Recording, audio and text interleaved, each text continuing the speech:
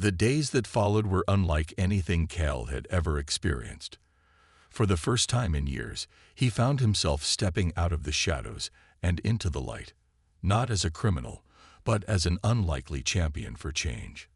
Under King Elaric's guidance, Cal began dismantling the very system he had once fought against. It wasn't easy. Old habits die hard, and trust doesn't come quickly when you've spent a lifetime burning bridges.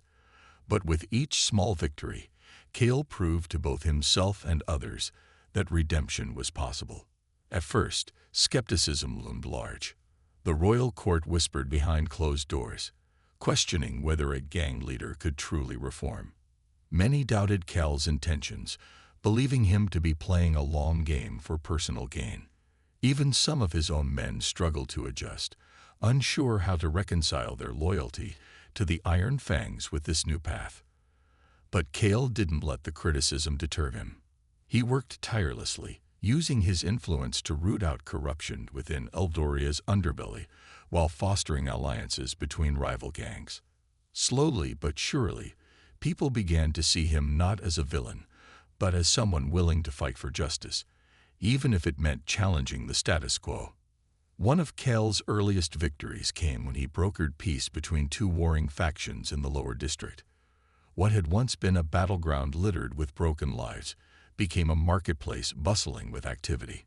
Merchants reopened their stalls, children played freely in the streets, and families no longer feared for their safety. When word spread that Cal had orchestrated the truce, many who had once cursed his name now cheered it. "He's one of us," they'd say. "He understands." But perhaps the most transformative moment came during a public assembly held in the heart of the city. Standing beside King Alaric on a raised platform, Cal addressed a crowd of thousands. His voice trembled at first, unused to speaking so openly about his past. Yet as he recounted his struggles, the poverty, the loss, the anger, he saw faces nodding in understanding. By the end of his speech, tears glistened in the eyes of those listening, moved by his honesty and vulnerability. "Change isn't easy," Cal concluded, his voice steady now. "But it's worth fighting for. Together, we can build a better Eldoria, one where everyone has a chance to thrive." Over time, Cal's efforts earned him respect even from his former enemies. Captain Alden Vane, once his greatest adversary, eventually acknowledged Cal's contributions to the city's renewal. Though their relationship remained complicated, Alden admitted privately that Cal's transformation gave him hope, that maybe, just maybe, there was room for forgiveness in a world often ruled by vengeance. As for King Alaric, his gamble paid off beyond what he had imagined. Cal's presence breathed new life into the monarchy, proving that leadership wasn't confined to bloodlines or tradition. Through their partnership, they tackled issues that had plagued Eldoria for generations: unfair taxation, inadequate housing, and rampant exploitation. Streets once known for violence became symbols of resilience and unity. Years later, when historians wrote about this era, they called it the rebirth of Eldoria. Statues were erected in honor of those who dared to dream of a brighter future, including one of Cal Draven, standing tall beside King Alaric II. Neither man claimed perfection. Both carried scars from battles fought along the way. But together, they forged a legacy that would endure for generations, a testament to the power of second chances and the courage to rewrite one's story. And though Cal never fully escaped the ghosts of his past, he found solace in knowing he had made a difference. In the end, it wasn't gold or glory that defined him. It was the lives he touched, the hope he restored, and the promise of a better tomorrow. The air in the warehouse grew heavier as Cal and Alaric faced each other, their eyes locked in a silent battle of wills. For the first time, Cal felt unsure of himself. This stranger, this supposed merchant, hadn't backed down, hadn't flinched, even when confronted with Cal's infamous temper. There was something unnerving about him, something that made Cal question everything he thought he knew. "You're not who you say you are," Cal finally said, his voice low but sharp. "Who are you?" Alaric hesitated for only a moment before reaching up to pull back his hood. The dim light revealed his face, the same one etched onto coins, painted on palace murals, and whispered about in taverns across Eldoria. Cal's breath caught in his throat. He took a step back, shock rippling through him like a stone dropped into still water. "The king," Cal stammered, disbelief coloring his tone. "You're the king." "I am," Alaric confirmed, his expression calm but resolute. "And I came here tonight because I see potential in you, Cal. Potential to do more than survive, to lead." Cal's mind raced. Everything clicked into place now. The confidence, the commanding presence, the grand promises. But instead of feeling anger or betrayal, Cal found himself grappling with confusion. Why would the king, a man whose power rivaled God's in the eyes of many, bother speaking to someone like him? Someone who had spent years defying authority, breaking laws, and spitting in the face of order. "Why me?" Cal demanded, his voice rising. "Why would you waste your time on a criminal? You think throwing me a fancy title will fix things. Fix me asterisk. It's not about fixing you," Alaric replied firmly. "It's about using what you've built, not just the gang, but the loyalty, the strength, the resilience, and turning it towards something greater. You've been fighting against a system that's failed you, Cal. What if I told you we could dismantle that system together?" Cal shook his head, pacing again as if trying to outrun the weight of the king's words. "You don't get it," he muttered. "I'm not some noble hero. I've done things, terrible things, things I can't take back." "And so have I," Alaric admitted quietly. "Being king doesn't mean I haven't made mistakes. It means I have the power and the responsibility to learn from them, to make things right. And that's what I'm asking you to do now. Not forget the past, but use it. Use your pain, your anger, your desire for justice, and channel it into something meaningful." For a long moment, Cal didn't respond. His thoughts swirled like storm clouds, memories of his childhood flooding back. The hunger, the cold, the nights spent wondering if tomorrow would come. He thought of his mother's tired smile, her hands calloused from endless labor. He thought of the promises he'd made to himself, to never let anyone push him around again, to carve out a life worth living, no matter the cost. Finally, he stopped pacing and looked at Alaric, his dark eyes searching for sincerity. "What exactly are you offering me?" he asked, his voice quieter now, almost hesitant. "A chance to rewrite your story," Alaric answered without hesitation. "Join me, Cal. Work alongside the crown, not as an enemy, but as an ally. Help us root out corruption, protect the people who need it most, and build a future where no child has to grow up the way you did." Cal laughed bitterly, running a hand over his face. "You really believe I can do that? That I'm capable of changing?" "I wouldn't be here if I didn't," Alaric said simply. "But the choice is yours. Stay here, keep fighting the same battles, and watch everything fall apart, or stand beside me and fight for something bigger than yourself." The silence stretched between them, heavy with possibility. Cal glanced at the map still lying on the crate, its red circles glaring up at him like warnings. Then he looked at Alaric, seeing not just a king, but a man willing to risk everything for a better world. Slowly, almost reluctantly, Cal nodded. "All right," he said, his voice rough but steady. "Let's do this. But if you double-cross me, I'll burn this whole city to the ground." Alaric smiled faintly, extending his hand. "Fair warning. But trust me, Cal, we're going to change Eldoria. Together." As their hands clasped, a new chapter began, not just for Cal and the king, but for everyone whose lives they were about to transform. The next night, the warehouse was quieter than before. Cal had dismissed most of his men, keeping only a few trusted lieutenants nearby as backup. He paced back and forth, his boots scuffing against the dusty floor. The stranger's words from the previous meeting lingered in his mind, gnawing at him like an unsolved puzzle. Who was this man, really? And why did he seem so confident that Cal would listen to whatever offer he brought? When Alaric arrived, still dressed in his merchant disguise, Cale waved off his guards, signaling them to wait outside. "Let's hear it," Cale said without preamble, crossing his arms over his chest. His tone was sharp, almost challenging, but there was a flicker of curiosity in his eyes. Alaric stepped closer, his movements deliberate and calm. He reached into his cloak and pulled out a rolled-up parchment, handing it to Cale. "Take a look at this," he said simply. Cale unfolded the document, scanning its contents. It was a map of Eldoria, marked with red circles indicating areas controlled by gangs and crime syndicates.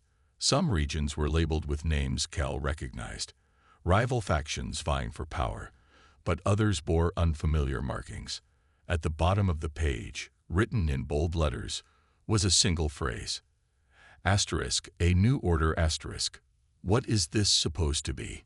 Cale asked, his brow furrowing. "Some kind of plan." "It's an opportunity," Alaric replied, his voice steady. "You've spent years fighting for scraps in this city, carving out your territory, while dodging both the law and your enemies.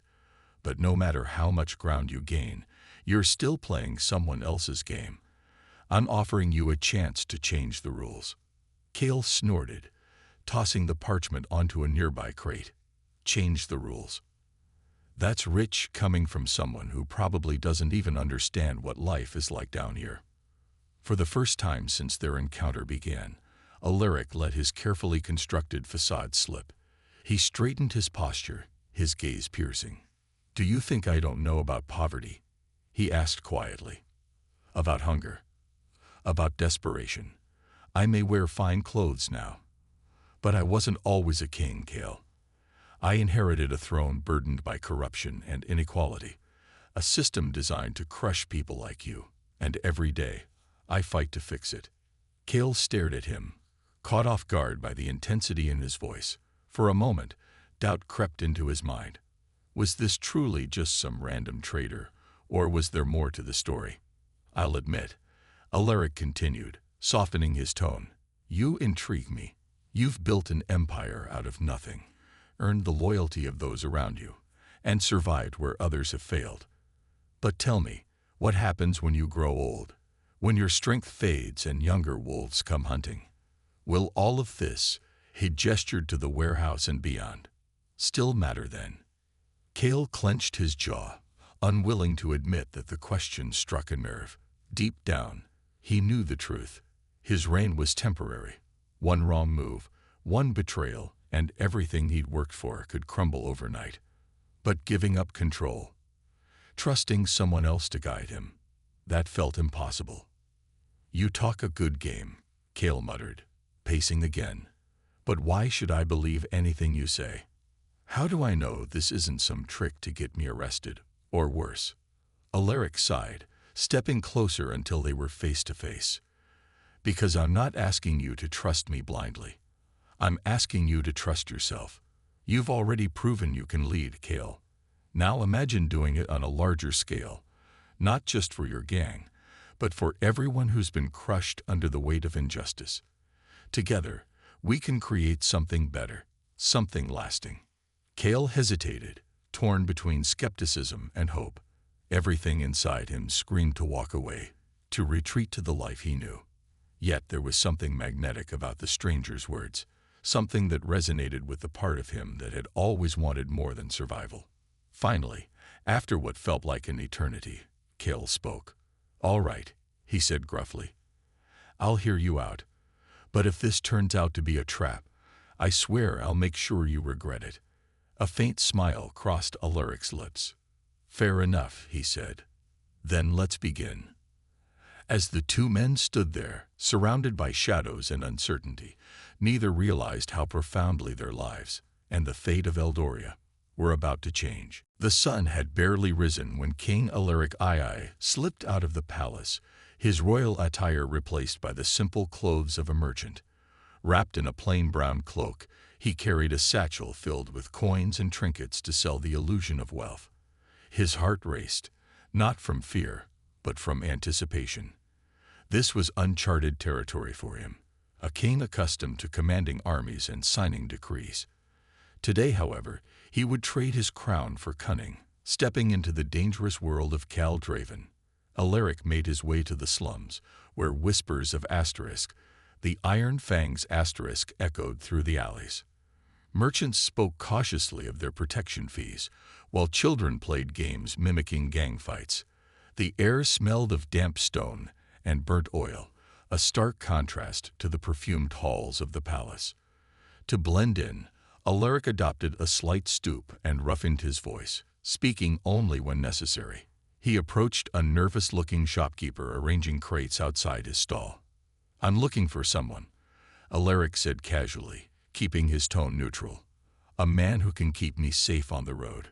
The shopkeeper froze, glancing around before leaning closer. "You mean Kale?" he whispered. "If you're thinking about crossing him, I'd reconsider. He doesn't take kindly to strangers poking around." "I'm not here to cross him," Alaric replied smoothly. "I need his help.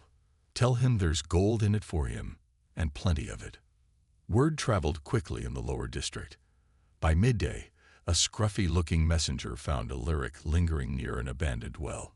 "Kel will see you," the man grunted, jerking his thumb toward a crumbling warehouse at the edge of the neighborhood. Alaric nodded, following silently as his pulse quickened. This was it, the moment he'd been planning for. Inside the warehouse, the air was thick with the scent of rust and mildew. Sunlight filtered through cracks in the walls, illuminating piles of discarded machinery and broken furniture. At the center stood Cal Draven, arms crossed and eyes sharp as daggers.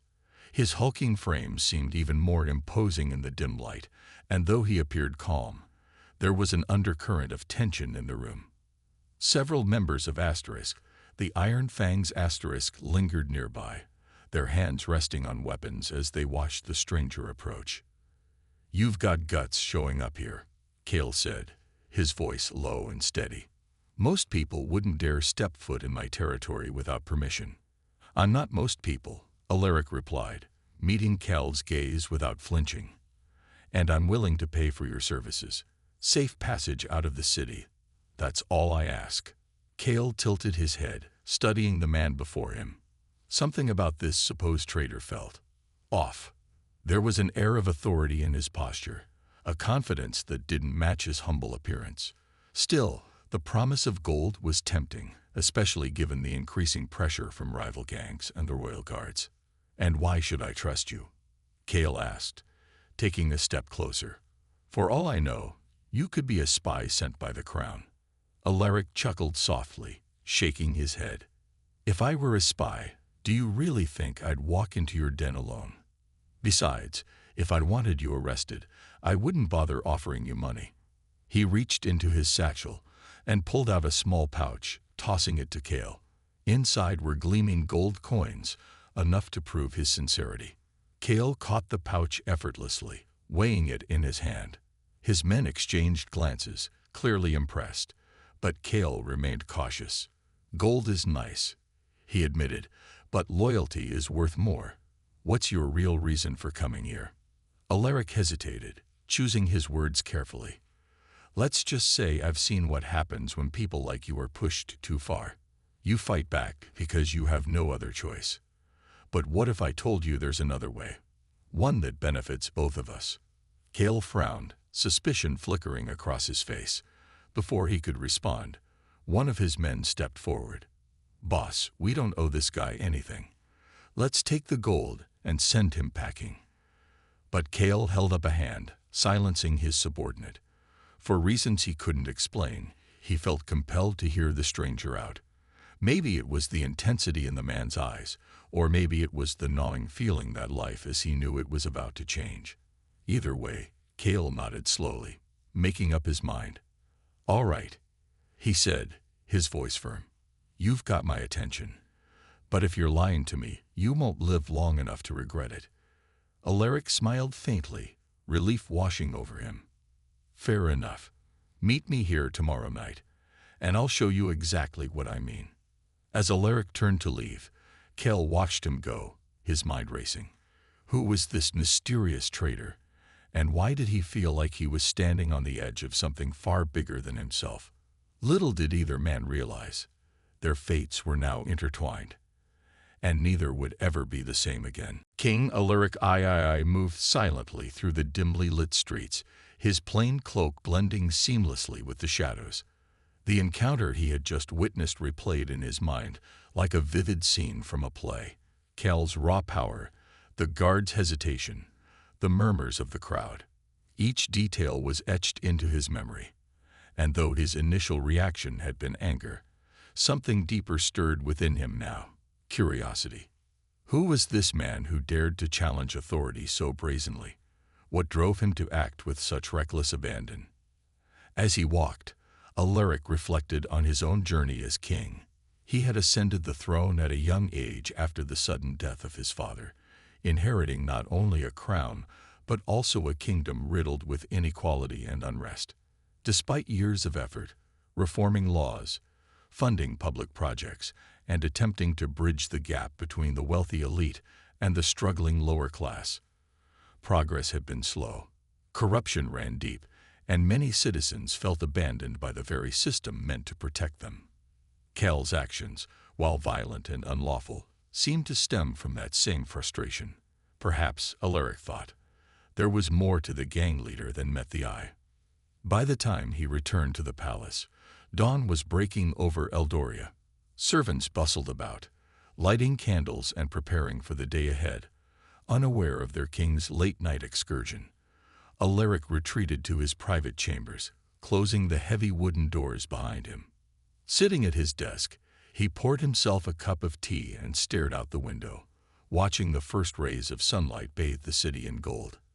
His advisors would soon arrive, eager to discuss matters of state, but for now, he allowed himself a rare moment of solitude.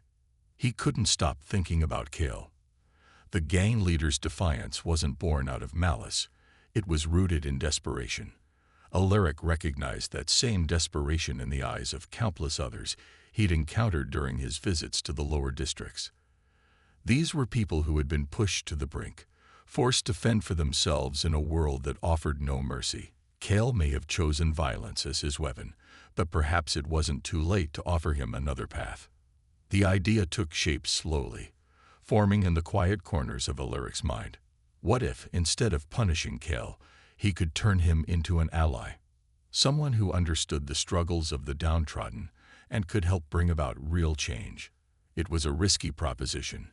Cal was unpredictable, dangerous even, but the potential reward outweighed the danger. If Alaric could harness Cal's influence and channel it towards something constructive, the impact could be monumental. But how to approach him? Arresting Cal outright would only fuel resentment and further entrench the divide between the monarchy and the lower classes. No, Alaric needed a different strategy, one that required subtlety and trust. And so, a plan began to form. Disguising himself once again, Alaric decided to venture back into the slums, this time not as a passive observer, but as an active participant. He would seek Cal out under the guise of needing protection, presenting himself as a wealthy trader willing to pay handsomely for safe passage out of the city. It was a gamble, to be sure.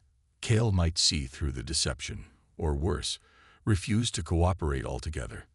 But Alaric believed in taking calculated risks. After all, ruling a kingdom was not just about maintaining order, it was about understanding the hearts and minds of its people. As he prepared for his next move, the king felt a renewed sense of purpose. For too long, he had relied on traditional methods to address the kingdom's problems. Now, faced with someone as unconventional as Cal Draven, he realized that sometimes solutions required stepping outside the boundaries of convention. Little did Alaric know, this decision would set off a chain of events that would test his resolve, challenge his beliefs, and ultimately reshape the future of Eldoria. Cal stood over the broken cart, his chest rising and falling with each labored breath. The wooden debris lay scattered around him, mingling with the shards of splintered crates that had once held fruits and vegetables. Captain Alden groaned faintly from where he lay, dazed but alive. His men rushed to his side, helping him sit up as they assessed the damage. Cal's actions had been reckless, almost theatrical, as if he wanted everyone to see just how untouchable he believed himself to be. "Well," Cale bellowed, his voice cutting through the stunned silence like a blade. "Anyone else feel brave enough to challenge me tonight?" He scanned the faces of the guards, daring them to make a move. But instead of charging forward or drawing their swords, the guards hesitated. They exchanged uneasy glances, unsure whether to retaliate or retreat. Cal's reputation for brutality preceded him, and none of them wanted to risk becoming his next victim. The crowd that had gathered began to murmur among themselves, some whispering in awe, while others muttered curses under their breath. To many of the onlookers, Cal was both a villain and a hero, an outlaw who defied authority in a city where the powerful often exploited the weak. For every person who feared him, there was another who secretly admired his audacity. Even now, as he stood victorious amidst the wreckage, some in the crowd couldn't help but cheer quietly, their applause muffled by the tension in the air. But Cale didn't care about admiration or fear. He thrived on control. Every insult, every act of defiance was calculated, meant to remind everyone within earshot that he was the one in charge here, not the royal guards or anyone else. Still, something felt off. As the adrenaline began to fade, Cale noticed the unnatural stillness beyond the edges of the crowd. Shadows lingered in the corners of the marketplace, darker than they should have been. It wasn't paranoia. It was instinct. Someone, or something, was watching. Unbeknownst to Cale, those shadowy figures belonged to King Alaric II, who remained perfectly concealed behind a crumbling wall. The king's sharp eyes narrowed as he observed Cal's every movement. He had seen countless acts of rebellion during his reign, but this was different. This wasn't just defiance. It was outright mockery of the crown itself. A royal guard, a symbol of law and order, had been tossed aside like a rag doll, and the perpetrator hadn't even flinched. Yet, despite his anger, Alaric found himself intrigued. There was something raw and unfiltered about Cal's behavior, a ferocity that bordered on recklessness. It reminded the king of a caged animal lashing out, not because it wanted to destroy, but because it knew no other way to survive. As Cal continued to taunt the guards, Alaric's mind raced. Who was this man? What drove him to such extremes? And why did so many people seem willing to follow him, even when his actions put them all in danger? These questions gnawed at the king, pulling him deeper into thought. He could have revealed himself right then, calling for reinforcements to arrest Cal on the spot. But something stopped him. Perhaps it was curiosity, or perhaps it was the flicker of doubt he saw in Cal's eyes, a brief moment when the bravado slipped, revealing the vulnerability beneath. Enough. Alden finally shouted, struggling to his feet with the help of his men. His face was bruised, and his armor bore fresh dents, but his voice carried the weight of authority. "You've made your point, Draven, but mark my words, this isn't over." Cale smirked, crossing his arms over his broad chest. "Oh, I'm counting on it," he replied, his tone dripping with sarcasm. Then, without another word, he turned and signaled for his gang to leave. The iron fangs melted back into the shadows, disappearing as quickly as they had appeared. The crowd dispersed soon after, leaving the marketplace eerily empty. Standing alone in the darkness, Alaric watched as Cal vanished into the night. Though the immediate threat had passed, the king knew that what he had witnessed would not be forgotten. An idea began to form in his mind, one that was risky, unconventional, and potentially dangerous. But as he walked away, his footsteps silent against the cobblestones, Alaric couldn't shake the feeling that Cal Draven might hold the key to solving problems far greater than either of them realized. The sun dipped below the horizon, casting long shadows over Eldoria's cobblestone streets. The air grew cooler, and the city began to transform. Merchants packed up their stalls, children were called indoors, and the flickering glow of lanterns replaced the daylight. It was during these quiet hours that the lower district came alive with a different kind of energy, one fueled by whispers, hurried footsteps, and the occasional clink of coin changing hands. Captain Alden Vane stood at the head of his squadron, his polished armor reflecting the faint light of the street lamps. A seasoned officer in his mid-30s, Alden was known for his unshakable sense of duty and sharp instincts. His piercing blue eyes scanned the surroundings as he led his men through the narrow alleys, searching for any signs of trouble. Though the royal guards were often met with hostility in this part of the city, Alden believed that maintaining order here was just as important as protecting the wealthy districts above. "Stay alert," Alden instructed his team, his voice firm but calm. "This area's been quiet lately, which means something's brewing. We need to stay one step ahead." As they approached an old marketplace, the sound of raised voices broke the silence. At first, it seemed like a typical squabble, a merchant arguing with a customer, or perhaps two drunkards exchanging insults. But as the noise grew louder, Alden signaled for his men to quicken their pace. Rounding the corner, they stumbled upon a chaotic scene. A group of rough-looking men had surrounded several frightened merchants, demanding protection money. Among them stood Cal Draven, his towering frame impossible to miss. "Leave them alone," Alden barked, stepping forward with authority. His presence immediately drew the attention of the gang members, who sneered at the sight of the royal guards. Cale turned slowly, his dark eyes locking onto Alden's. There was a moment of tense silence, broken only by the distant bark of a stray dog. "What's this?" Cale said mockingly, spreading his arms wide. "The mighty royal guards finally decided to show up. Took you long enough. This is your last warning," Alden replied, his hand resting on the hilt of his sword. "Disperse now, or we'll take you in by force." Cale laughed, a deep, rumbling sound that echoed through the empty market. "By force? You think I'm scared of you and your shiny armor? Look around, Captain. Who do you think runs this place? Not you. Me." The tension escalated quickly. One of Cal's men shoved a guard, sparking a scuffle. Chaos erupted as punches were thrown, and the once quiet marketplace became a battleground. Alden tried to regain control, shouting orders and attempting to separate the fighters. But Cal wasn't interested in negotiations.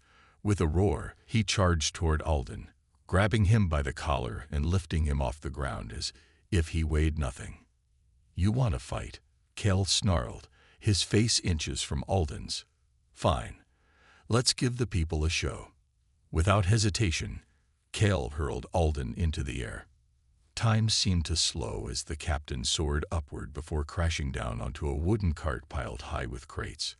The impact sent splinters flying, and the crowd gasped in shock. For a moment, everything went still. Then, realizing what had just happened, the other guards hesitated, unsure how to respond. Meanwhile, Cale stood there, chest heaving, his expression a mix of triumph and defiance. Unbeknownst to anyone, a figure hidden in the shadows watched the entire scene unfold. Cloaked in darkness, the observer remained motionless, their thoughts racing. What they had witnessed would set into motion events that none of them could have anticipated. In the heart of Eldoria, a sprawling city filled with both beauty and darkness, life moved at a relentless pace. Towering castles stood proudly in the upper districts, their golden spires gleaming under the sun. But just beyond the grand boulevards and marble fountains lay a different world, a labyrinth of narrow alleys, crumbling buildings, and shadowy corners where danger lurked around every turn. This was the domain of Cal Draven, a man whose name struck fear into the hearts of many. Cale wasn't born into crime. He was forged by it. As a child, he had lived in one of the poorest neighborhoods, surrounded by filth and despair. His father disappeared when he was young, leaving his mother to raise him alone. She worked long hours in factories for meager pay, often coming home exhausted and defeated. Despite her struggles, she tried to teach Cal right from wrong, but the streets were ruthless teachers. By the time he was 12, Cal was running errands for local thugs, earning coins to put food on the table. Over the years, survival turned into ambition, and ambition turned into power. By his late 20s, Cale had risen through the ranks of the underworld to become the leader of Asterisk, the Iron Fangs Asterisk, a gang feared across the city. They weren't just petty criminals. They were organized, disciplined, and brutal. From smuggling goods to extorting shopkeepers, they controlled much of the lower district's economy. Their emblem, a snarling wolf's head etched onto iron medallions, became a symbol of terror. People whispered about Cal's strength, claiming he could bend steel bars with his bare hands. Others spoke of his temper, saying that crossing him meant risking your life. But what truly set Cal apart wasn't just his physical prowess. It was his charisma. He had a way of commanding respect, even from those who hated him. To his gang members, he was more than a boss. He was a brother, a protector. Many followed him not out of fear, but because they believed in him. Cale promised them something no one else did: freedom from the chains of poverty and oppression. "We take what we deserve," he'd often say during their secret gatherings. "If the rich won't share, then we'll carve our piece of the pie." Despite his growing influence, Cale couldn't escape the constant threat of the Royal Guards. These armored enforcers patrolled the streets day and night, determined to bring order to the chaos. Clashes between the guards and gangs were common, often ending in bloodshed. Yet, no matter how many times they arrested his men or raided their hideouts, Cale always bounced back stronger. Some said he was untouchable, as if fate itself shielded him from harm. What no one realized, however, was that Cal's bravado masked a deeper pain. Beneath his tough exterior lay a man burdened by guilt and regret. Every act of violence weighed heavily on him, though he never let it show. He told himself he was doing what needed to be done to survive, but deep down, he wondered if there was another path, one that didn't involve destruction and fear. Little did he know, his recklessness was about to collide with forces far greater than anything he'd ever faced. And soon, an event would unfold that would force him to confront not only his enemies, but also himself.